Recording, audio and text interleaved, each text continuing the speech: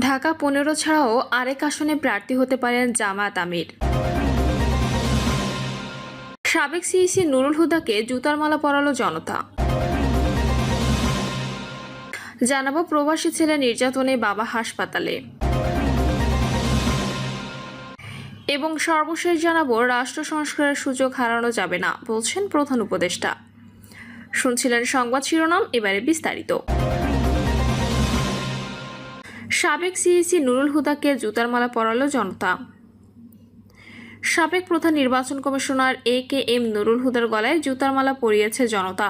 সন্ধ্যার দিকে রাজধানীর উত্তরায় স্থানীয় জনতা তাকে আটক করে পুলিশে সোপর্দ করে।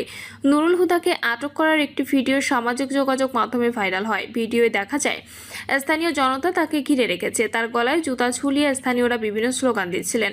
নুরুল হুদা গলায় জুতার মালা পরিহিত অবস্থায় দাঁড়িয়েছিলেন। এ সময় তার সামনে দাঁড়িয়ে একজন বলেন, ও যে স্বৈরাচার সৃষ্টি করেছে এটা তার উপহার, ও আর স্বৈরাচার সৃষ্টি করতে পারবে না। ফেসবুক ব্যবহারকারী মোহাম্মদ জহিরুল ইসলাম লিখেছেন, স্বৈরাচার শেখ হাসিনার সাবেক প্রধান নির্বাচন কমিশনার নুরুল হুদা কট পরানো হলো জুতার মালা। ফ্যাসিস্ট হাসিনার অবৈধ নির্বাচনের হোতা নুরুল হুদাকে জুতার মালা পরালো জনতা। উল্লেখ করে তিনি আরও লিখেছেন, আগামীতে যে বা যারা সম্ভাব্য ফ্যাসিবাদের দালালি করে জনগণের ভোটাধিকার হরণে সহযোগিতা করবে তাদের জন্য এই দৃশ্যে রয়েছে শিক্ষা। এই ফেসবুক ব্যবহারকারী আরও লিখেছেন, আওয়ামী লীগ সরকারের সময় অবৈধভাবে জনতার মঞ্চ এ সংশ্লিষ্টতার অভিযোগে বিএনপি জামায়াত জোট সরকার তাকে যুগ্ম সচিব হিসেবে কর্মরত অবস্থায় ২০০১ সালে বাধ্যতামূলক অবসরে পাঠায়। পরবর্তীতে ঢাকা ১৫ ছাড়াও আরেক আসনে প্রার্থী হতে পারেন জামায়াত আমির। আগামী সংসদ নির্বাচনকে সামনে রেখে রাজনৈতিক দলগুলোর মধ্যে নানা হিসাব নিকাশ চলছে। এরই অংশ হিসেবে প্রধান উপদেষ্টার ঘোষিত সময় ধরেই সব আসনে জাতীয় নির্বাচনের প্রস্তুতি শুরু করেছে বাংলাদেশ জামায়াত ইসলামী। আগামী নির্বাচনে অংশ নিতে অন্তত ২৯৬ আসনে প্রাথমিকভাবে সম্ভাব্য প্রার্থীর তালিকা চূড়ান্ত করেছে দলটি। ধাপে ধাপে আসনভিত্তিক সম্ভাব্য এসব প্রার্থীর নাম আনুষ্ঠানিকভাবে ঘোষণা করেছে জামায়াত। আসন্ন নির্বাচনকে সামনে রেখে কেন্দ্র থেকে তৃণমূল পর্যন্ত ব্যস্ত সময় পার করছেন দলটির নেতাকর্মীরা। ইতোমধ্যে ঘোষিত প্রার্থীরা নিজ নিজ আসনে নির্বাচনী প্রচারণায় অংশ নিয়ে নিজের অবস্থান জানান দিচ্ছেন। এদিকে দলটির আমির ডক্টর শফিকুর রহমান ঢাকা ১৫ আসন থেকে আগামী নির্বাচনে লড়তে পারেন বলে জানা গেছে। ইতোমধ্যে এই আসনের নির্বাচনী প্রচারণা চালিয়েছেন জামায়াত আমির। চলতি বছরের ২৫ এপ্রিল রিকশায় করে নির্বাচনী গণসংযোগ করতে দেখা গেছে ডক্টর শফিকুর রহমানকে। এর আগে ২০১৮ সালে জাতীয় নির্বাচনে এই আসনটিতে প্রার্থী হয়েছিলেন ডক্টর শফিকুর রহমান। অন্যদিকে ঢাকা ১৫ ছাড়াও জন্মস্থান মৌলভীবাজার ২ আসনে প্রার্থী হতে পারেন জামায়াত আমির। দলীয় বিশ্বস্ত সূত্রে এমনটি জানা গেছে। সাবেক সিইসি নুরুল হুদাকে জুতার মালা পরালো জনতা। সাবেক প্রধান নির্বাচন কমিশনার এ.কে.এম. নুরুল হুদার গলায় জুতার মালা পরিয়েছে জনতা। সন্ধ্যার দিকে রাজধানীর উত্তরায় স্থানীয় জনতা তাকে আটক করে পুলিশে সোপর্দ করে। নুরুল হুদাকে আটক করার একটি ভিডিও সামাজিক যোগাযোগ মাধ্যমে ভাইরাল হয়। ভিডিওয়ে দেখা যায় স্থানীয় জনতা তাকে ঘিরে রেখেছে। তার গলায় জুতা ঝুলিয়ে স্থানীয়রা বিভিন্ন স্লোগান দিচ্ছিলেন।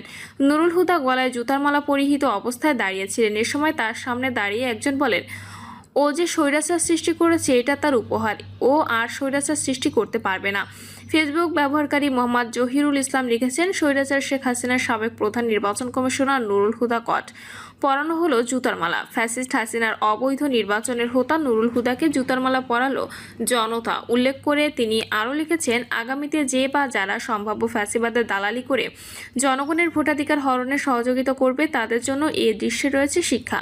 এই ফেসবুক ব্যবহারকারী আরও লিখেছেন, আওয়ামী লীগ সরকারের সময় অবৈধভাবে জনতার মঞ্চ এ সংশ্লিষ্টতার অভিযোগে বিএনপি জামায়াত জোট সরকার তাকে যুগ্ম সচিব হিসেবে কর্মরত অবস্থায় ২০০১ সালে বাধ্যতামূলক অবসরে পাঠায়। পরবর্তীতে সুপ্রিম কোর্টের এক রায়ে অন্যান্য কর্মকর্তা সহ নুরুল হুদা ভূতাপেক্ষা পদোন্নতি পেয়ে সচিব হিসেবে অবসর গ্রহণ করেন। কে.এম. নুরুল হুদা মুক্তিযোদ্ধা ছিলেন। এছাড়া তিনি পরিবেশ ও বন মন্ত্রণালয় যুগ্ম সচিব এবং সংসদ সচিবালয়ে যুগ্ম সচিব ছিলেন।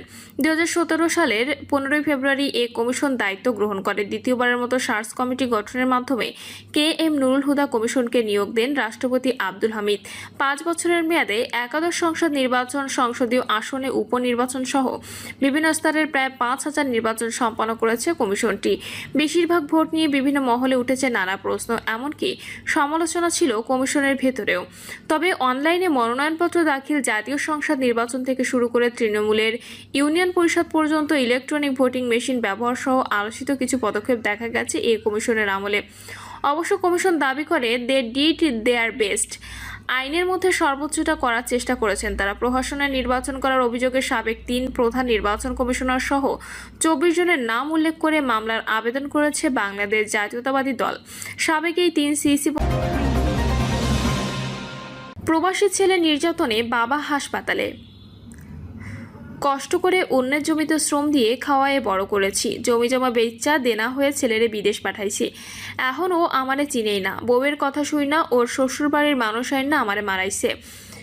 প্রবাসী ছেলে নির্যাতনে হাসপাতালের বিছানায় বসে নিজ ছেলের বিরুদ্ধে কেঁদে কেঁদে এইভাবে আক্ষেপ করেছিলেন 60 বাবা নূর ইসলাম বিশ্বাস।